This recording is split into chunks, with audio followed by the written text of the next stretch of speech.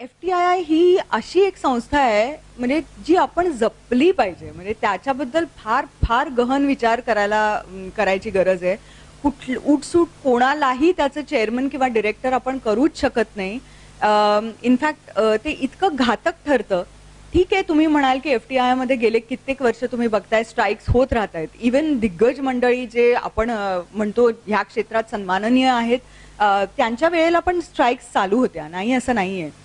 जिथे स्टुडंट्स असतात, जिथे सळसळतं रक्त असतं, तिथे ह्या गोष्टी होणार.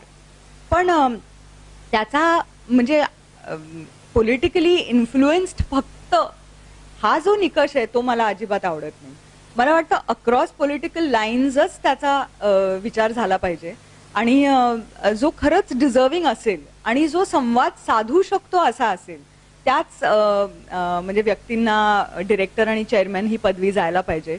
पूर्वी FTII ला काही IAS अधिकारी होते जे डिरेक्टर होते आणि त्यांना त्यांच्या मते ते बरोबर 3 वर्षात होत नाही, हे सगळं नॉनसेन्स आहे, त्यामुळे त्याच्याकडे आपण एकदम स्ट्रिक्ट डिसिप्लिनेरियन म्हणून बघू वगैरे असले सगळे प्रकार झालेले आहेत FTII मध्ये आणि नथिंग इज वर्क.